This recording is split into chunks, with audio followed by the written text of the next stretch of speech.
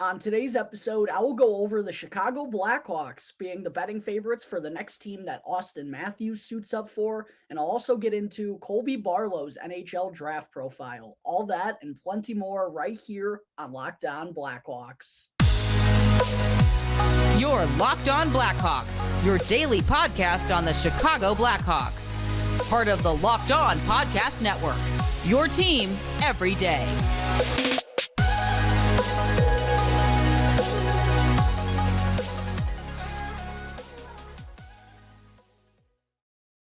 What's up, everyone? Welcome on into another episode of Locked On Blackhawks, part of the Locked On Podcast Network, your team every day. Today is Wednesday, May 17th. I'm your host, Jack Bushman. You can find me out on Twitter at JackBushman2, or you could also go and check out my Strictly Blackhawks account at Talkin' Hockey for all the latest Blackhawks news and updates. And while you're at it, actually make sure to go and follow the Instagram account as well at capital L, capital O Blackhawks. I'm going to be having a giveaway coming up sometime soon. I've just kind of been caught up in the Bedard madness as of late, but I'll be having a giveaway. I'll be giving away something cool here sometime soon, and I know you're going to have to be following the Instagram account in order to qualify, so make sure to go and do all of that.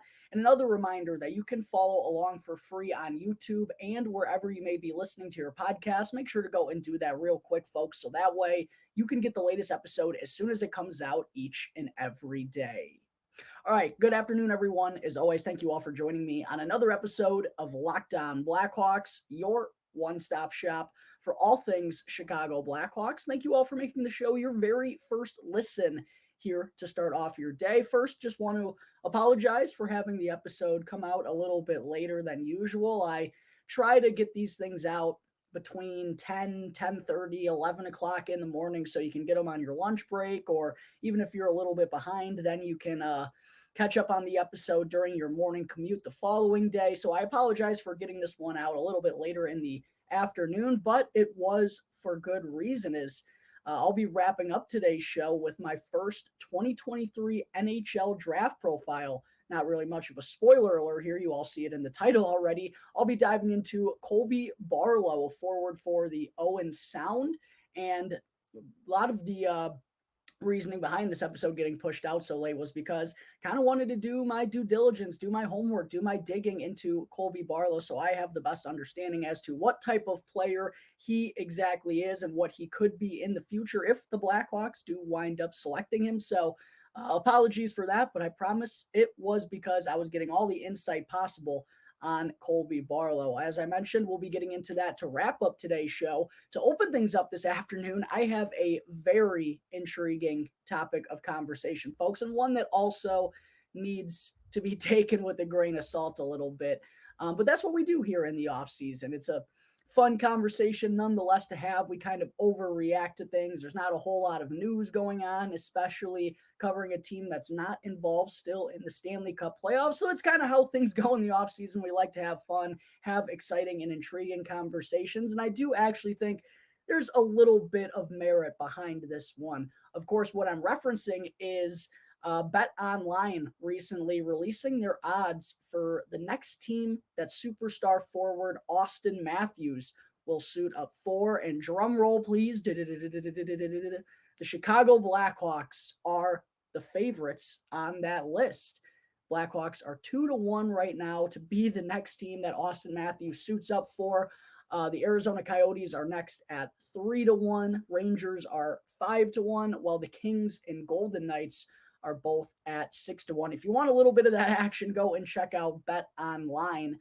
So obviously, like I said, this has to be taken with a little bit of grain of salt. The reason for that is because Matthews, he still has 1 year left on his current deal, obviously. And while the Toronto Maple Leafs did wind up falling short in the Stanley Cup playoffs yet again, they finally get over that first round hurdle. It seemed like they finally slayed the dragon, only to get absolutely rinsed by the Florida Panthers in the next round, sending them back out to the golf course. And while they did come up short yet again this year, I find it hard-pressed to think that Auston Matthews is going to be the one that winds up being the odd man out of that group, right? Like, it feels like he's the one piece you really do want to be building around, and being a former being a former number one overall pick, the superstar talent that he provides, the elite goal scoring, one of the best, if not the best goal scorer in the entire world. I just don't really see a world in which the Toronto Maple Leafs let Auston Matthews go. I just don't see a way in which they're going to part ways. And there also hasn't been any reason to suggest that Matthews and the Maple Leafs won't be able to work out some sort of contract extension. We've heard Matthews say he'd like to get something done this summer. So there are a couple of different reasons why this is obviously a little bit of a stretch here, Blackhawks fans. But at the same time, for the sake of a fun off-season argument, there is some merit behind this. And before I get into that, I also want to say how exciting it is to be part of these conversations again, right? Like for the Blackhawks to be in the mix for, a perennial superstar that's hitting free agency 2 years in the future, not this summer, the following summer. There's, obviously a different level of buzz and excitement around the city of Chicago and behind the Blackhawks at this point in time, now that they've won the 2023 NHL Draft Lottery, and Connor Bedard will be calling Sweet Home Chicago his home for hopefully a very long time. Not only is the feel and the energy around the city and the organization different right now, but people are catching on to the Blackhawks, and people are starting to feel the same way now that they appear to be on the horizon and that brighter days are sure to come for this organization. It's kind of being noticed by everyone that the Blackhawks, it feels like they think this organization is on the brink of something special. And that's a very good and fun place to be in, especially after the tough years that we've had watching this team for the past few seasons. So it is just nice to be part of that conversation. And then, like I mentioned, I do think there are a couple of things working in the Blackhawks' favor here. Obviously, the big one is they just landed Connor Bedard. He's going to be coming to town on June 28th when the draft kicks off in Nashville. But they also have arguably the best prospect pool in the entire NHL now, along with, a plethora of picks in this year's draft, which, we've heard Davidson, we've heard Mike Donaghy both kind of say that it's not expected they're going to make all 8 of those picks, but they also have 2 firsts and 2 seconds in each of the next 2 NHL drafts. So help is on the way, Blackhawks fans, and I really do think that's going to be a major talking point in the media now that the Blackhawks are getting a superstar like Connor Bedard, because when you get that type of generational talent, the media coverage, the intensity, the spotlight, the amount of eyes that are going to be on this team, the amount more eyes that are going to be on this team from just last season is going to be incredible. And it's going to be a big talking point in the media regardless. And I'm sure one thing they will be talking about is how the Blackhawks are in a really good spot in this rebuild because they have a deep prospect pool and a plethora of draft picks coming up in coming years. And that's going to be what makes them a very enticing option. And then pair that along with the fact that they have $40 million in cap space this offseason, which we don't think they're going to spend an awful lot of that.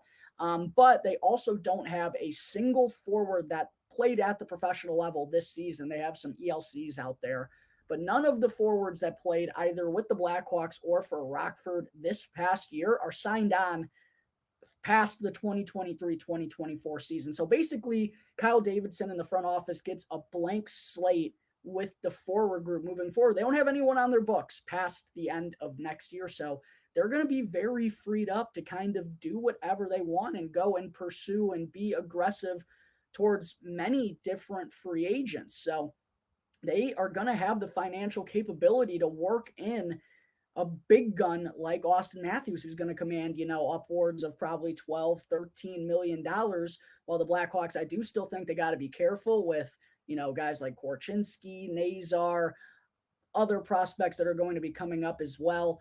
It's a good problem to have, but you want to be careful about, overloading the future in terms of money, but they're still going to have so much flexibility because they just don't have anyone signed on long-term. They could easily fit in a contract like Auston Matthews. So to kind of wrap this conversation up, the reason why Auston Matthews, I do think could actually land with the Blackhawks, while I do think it's just a lot of hearsay and it's just an off-season conversation, I ultimately believe he's going to wind up back in Toronto, and I think they would be absolutely foolish to let him go.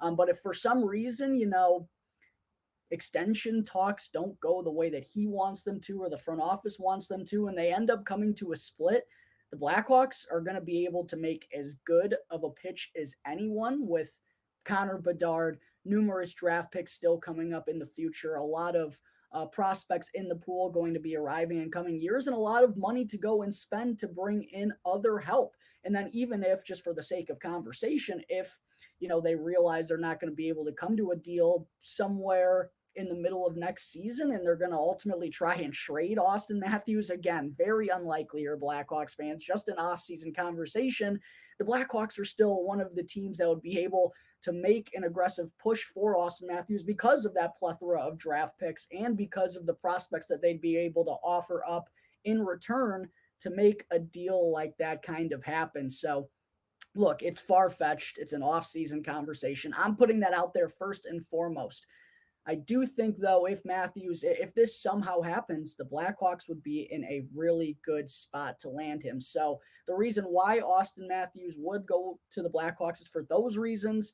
Why it wouldn't happen is because Toronto would be absolute fools to let him go. And look, the way that I picture it, out of that core four that's there in Toronto, right, kind of the superstars that they've been trying to build around, looking at those four, I don't see how you come to a conclusion that Auston Matthews is the odd one out or Auston Matthews is the problem or that you can be better without Auston Matthews right here, right now. I just don't know about that. If anything, to me, it feels like Mitch Marner or William Nylander would probably be the two guys that in my mind, be most willing to part ways with if they are trying to shake things up. And by the way, I do think the Chicago Blackhawks would be a great option for either of those two and would be seemingly a good fit. But all in all, I think Auston Matthews and the Maple Leafs wind up getting an extension done. And in no way, shape, or form do I see them letting go of that type of talent, despite all the frustrations they've had in the Stanley Cup playoffs since they selected him first overall. All right, coming up in just a moment, Hawks fans, I will provide a quick update on 3 Blackhawks prospects that are currently playing in the WHL Championship. But first, I need to let you all know about eBay Motors. For a championship team, it's all about making sure every player is a perfect fit, and it's the exact same when it comes to your vehicle. Every part needs to fit just right. So the next time you need parts and accessories, make sure to head to eBay Motors. Because with eBay Guaranteed Fit, you can be sure every part you need fits right the first time around. Just add your ride to My Garage and look for the green check mark to know the part will fit, or else you'll get your money back. Because just like in sports, confidence is the name of the game when you shop with eBay Motors. And with over 122 million parts to choose from, you'll be back in the game in no time. After all, it's easy to bring home a win when the right parts are guaranteed. So get the right parts, the right fit, and the right prices on ebaymotors.com. Let's ride. Eligible items only. Exclusions apply. All right, we're back here on the Locked On Blackhawks podcast. Real quick, before I do get into segment 2, with all the buzz going around the city of Chicago since the Blackhawks won the 2023 NHL Draft Lottery, I've certainly seen an uptick in viewers and upticks in listens here on the podcast, which I'm very grateful for. Thank you all for tuning into the show each and every day. And if you happen to not be subscribed to the YouTube channel at this point, do me a huge favor. Make sure to go and click that subscribe button. It's free, doesn't cost you anything, and it really does help me out tremendously. I'm starting to make a push towards that 1,000 subscriber mark. I'd really like to be close to that by the NHL draft. So if you're still watching the show at this point, help me out. Please go and smash that subscribe button. I also wanted to take a quick second to let you all know of the awesome stuff that I have planned on Locked On Blackhawks in the coming weeks. I've obviously already begun my season recap segments. I'm actually getting pretty close to the end there. So if you want to get caught up on those, make sure to go and check out my YouTube channel. I'm also going to be having WGN's Joe Brand on the podcast sometime soon for a nice Blackhawks offseason chat. My end of the season top 10 prospect rankings, I believe, will be starting this Friday. And it's a lot deeper than it's been for the Blackhawks in quite some time. So make sure to check out that episode this Friday to see who starts off my list. Obviously, I'm going to be wrapping up today's episode with Colby Barlow's NHL Draft Profile, and I'll be getting into a lot more NHL Draft prospects and players that could go to the Blackhawks in the first round of the 2023 NHL Draft on the show in the next few weeks here as we ramp up for June 28th in Nashville, baby. Connor Bedard is coming home. What else do I got planned for Locked On Blackhawks? Just so many good stuff. Later in the summer, I'll be getting into some free agent finds for the Blackhawks once the draft stuff kind of dies down. So plenty of good plans for Locked On Blackhawks in the next couple of weeks. It's a fun and intriguing time to be getting all the news and updates on this team. Make sure to stay all caught up on that by subscribing to Locked On Blackhawks on YouTube. All right, enough of that. Segment 2.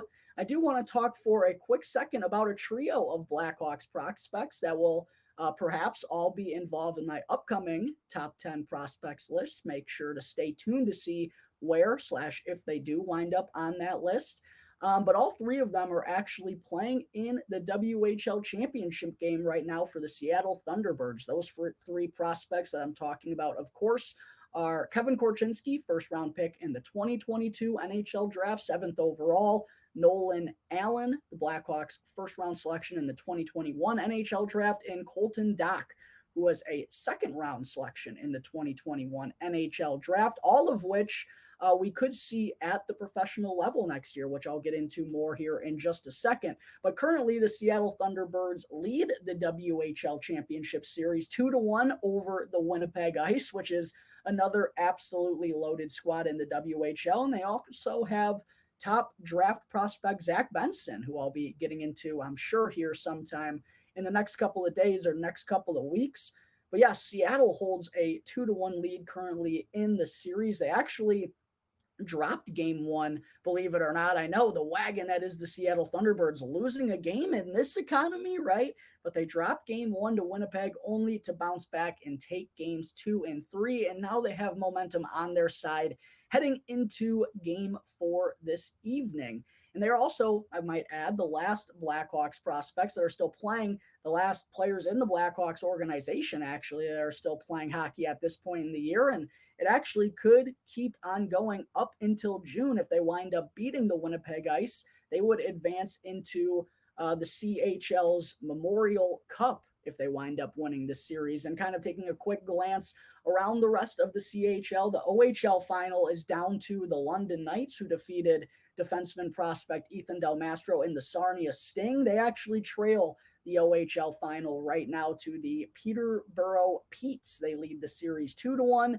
And then out in the QMJHL, the Quebec Remparts, who eliminated Samuel Savoy in the Gatineau Olympiques, one of my favorite names to say.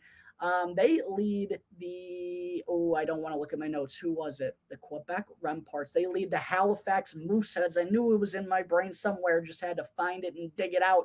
They lead the Halifax Mooseheads 2-1 in that series. So we'll see which of these teams wind up reaching the CHL's Memorial Cup. The host team, interestingly enough, is none other than the Kamloops Blazers, who the Seattle Thunderbirds knocked out of the WHL postseason to reach the WHL championship. So certainly an intriguing storyline there. If Seattle winds up defeating Winnipeg and making the Memorial Cup, they could have to face off with the Kamloops Blazers, who is one of the best teams in the WHL this year once again. So lots of intriguing things going on across junior hockey, despite us being into mid-May, and we could see 3 Blackhawks prospects keep playing into June if all goes well in the next couple of days. But real quick, while we're on this topic, I figured it would be good to mention a point that I've seen several people bring up to me in the comments section recently. By the way, I love the activity in the comments section recently. I love interacting with everybody out there. Please make sure to be dropping comments down below if you agree with one of my topics or my opinions. If you disagree, go and let me know in the comment section. I'll be sure to chat right back at you. But one thing that people have been mentioning in the comment section is, and also something that really resonated to me kind of for the first time when Charlie Roumeliotis came onto the podcast, and we talked about a lot of different things. But one thing that he mentioned and has been mentioned in the comment section, like I've said 3 times now, is the potential for Kevin Korchinski to remain in junior hockey next season with the Seattle Thunderbirds instead of making the jump to the NHL level. And I don't want to say I was, set in stone that Korchinski should be making the jump because he put up dominant numbers there once again. Seattle was an absolute juggernaut. He was having a lot of fun. They're still going in the midst of a very successful run. It just felt like I didn't really know how much more he had to prove at that level, especially when he looked tremendous all throughout training camp. And then in the preseason, it almost looked like, wait, the Blackhawks were in a different situation. If they were maybe contending a little bit, Kevin Korchinski could be someone that made the NHL right out of training camp. And maybe that's too far of a reach, but he did a lot of impressive things in the preseason. And look, I know it's the preseason, but for being 18 years old, fresh out of the NHL draft, you had to like what you saw out of Kevin Korchinski, his playmaking abilities, his passing, his vision. He looked really good.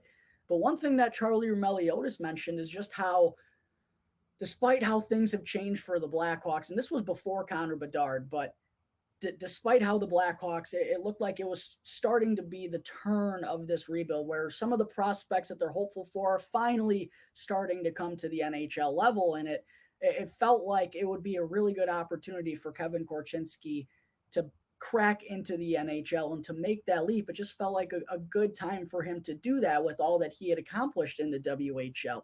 But at that same point in time, taking a look at the Blackhawks defense for next season, on the left side, sounds like Isaac Phillips could be ready. Sounds like Alex Vlasic could be ready. Sounds like they expect Wyatt Kaiser to start up in the NHL. I'm a little shaky on that third one. I personally think Kaiser could use some time in the AHL, but they appear to be a little bit higher on him than I am as of this point right now. I still have a lot of belief in Wyatt Kaiser, but not sure if he's exactly NHL ready for game one next year. But if all three of those guys are, well, then there's Jared Tenorti coming back as well. That's another left-handed defenseman. Got to think he's going to be the sixth or seventh guy.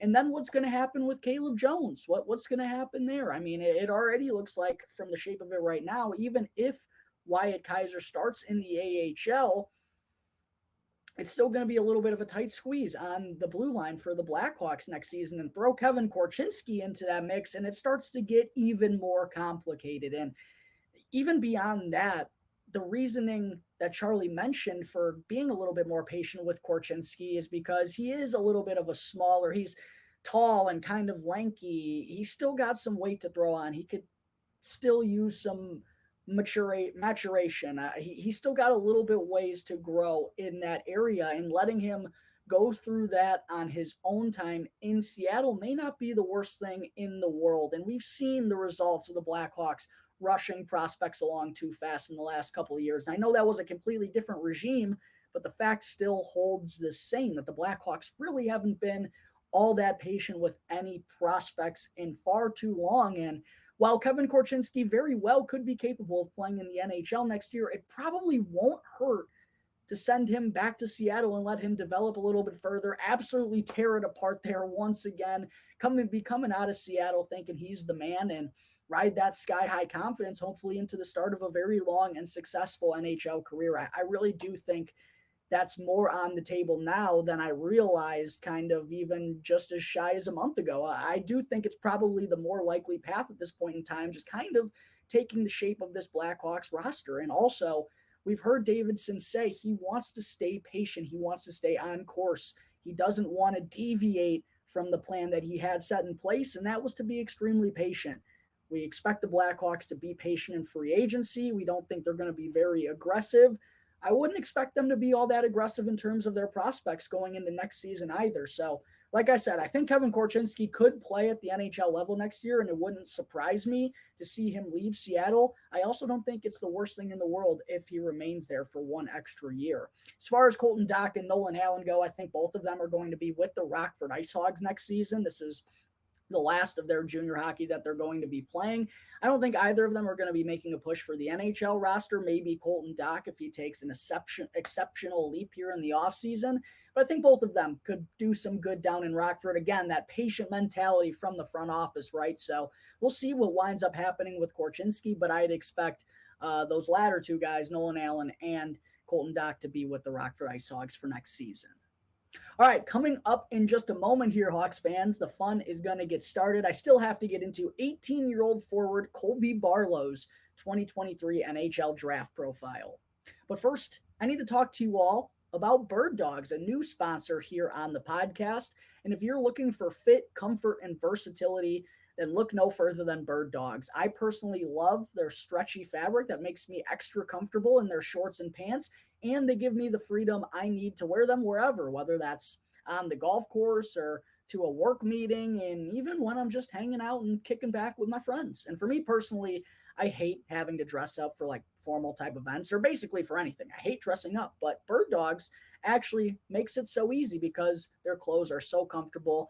Tons of my friends and even my family wear Bird Dogs. It's not just an ad pitch here. It seriously is some of the comfiest clothes that I've ever worn. So make sure to go to birddogs.com/lockedon NHL. And when you enter the promo code LOCKEDONNHL in all caps, they'll throw in a free custom Bird Dogs Yeti style tumbler with every order. Again, all you have to do is use the promo code LOCKEDONNHL in all caps when you go to birddogs.com/LOCKEDONNHL, and you'll get a free tumbler with every order. Bird Dogs, the comfiest shorts and pants in the game.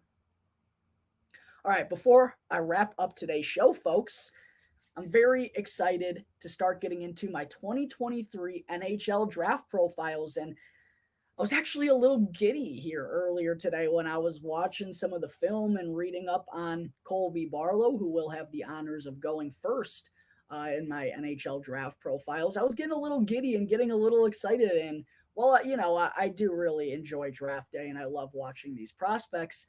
It now feels a little different, and there's a little more excitement in the stomach when watching these guys thinking about how they truthfully could be part of a hopefully very good Blackhawks team in a couple of years down the road. I was really excited. There were smiles on my face when I was breaking down Colby Barlow's game. And yeah, I'm just really excited to kind of break down all these prospects and see which ones I think the Blackhawks could be targeting the most and who could be the next piece of the puzzle that helps this team through the rebuild. As we know, by the way, kind of just reiteration here, the NHL draft is on June 28th in Nashville. Not only will the Blackhawks have the number one overall selection, gee, I wonder who they'll be taking, but they also have the 19th overall pick as well from the Tampa Bay Lightning as part of the Brandon Hagel trade from the 2022 NHL deadline.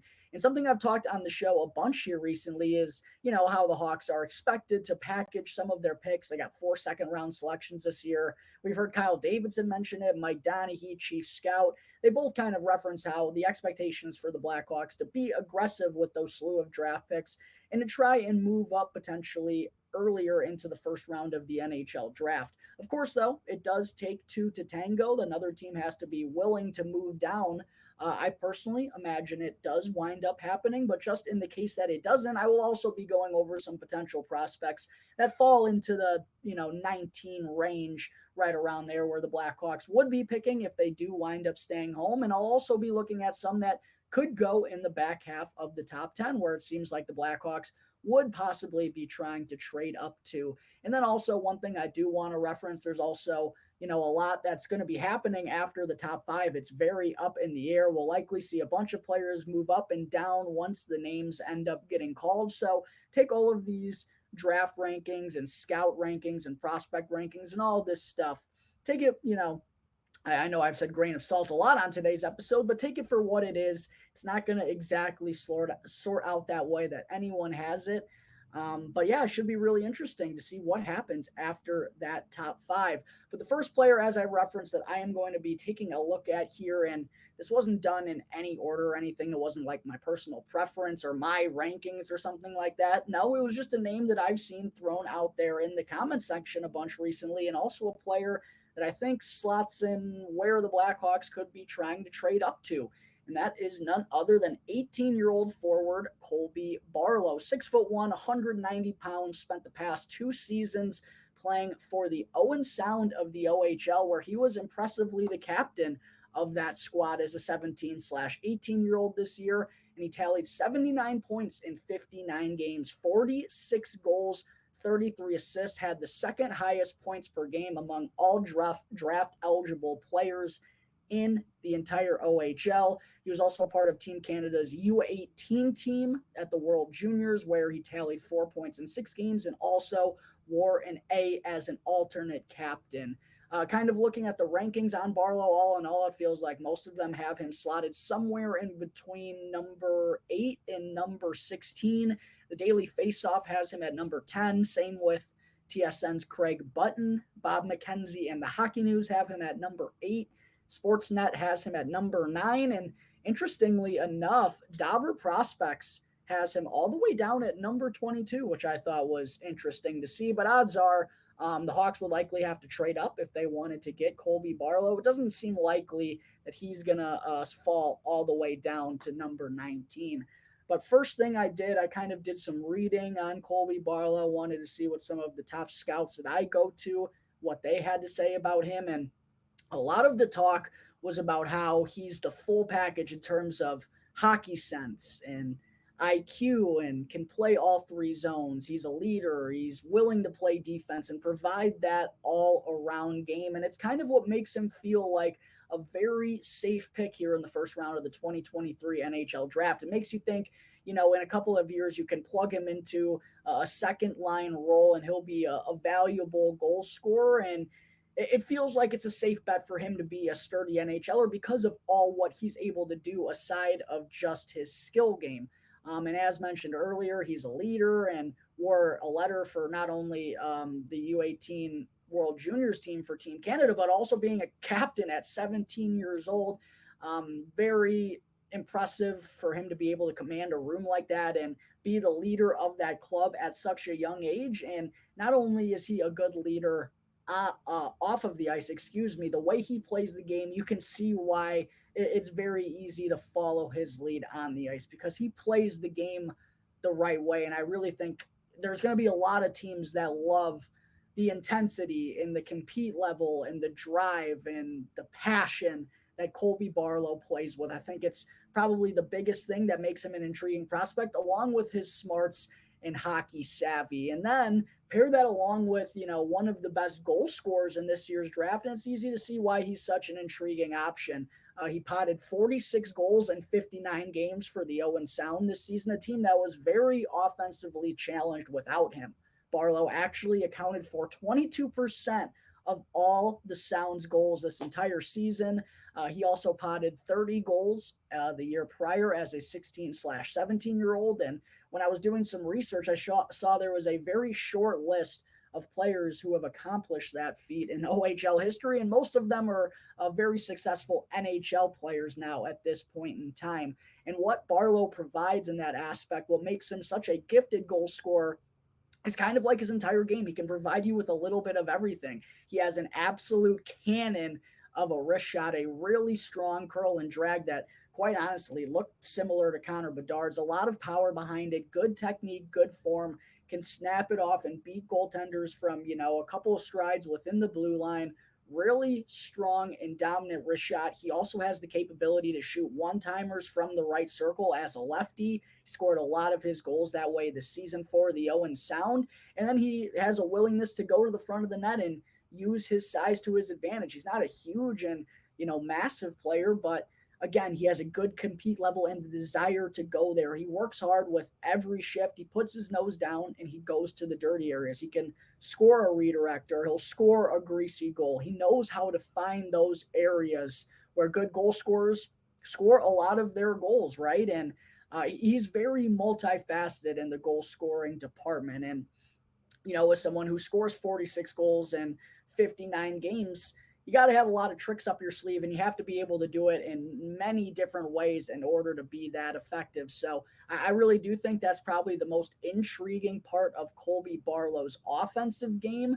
As far as the speed and the playmaking, that's a little bit where things get dicey. I do think he's an underrated playmaker. He's a good passer. He has good vision, and he thinks the game well in all three zones. But where I think he gets into trouble is when he tries to do a little bit too much. He's not a gifted puck handler. He's not going to go dancing through everybody and go coast to coast at the NHL level. That's just not the type of player that he is. He kind of struggles with puck control sometimes, and receiving passes has been an issue for him from time to time. But all in all, the playmaking ability is good. It's hard for him to create in tight areas and in transition for teams to be thinking he's going to be a gifted playmaker at the next level. When he gets those opportunities, and if it's a 2-on-1, he's going to be capable of putting a good pass there. It's just how many opportunities like that is he really going to give himself if he's not a gifted puck handler in tight areas? And,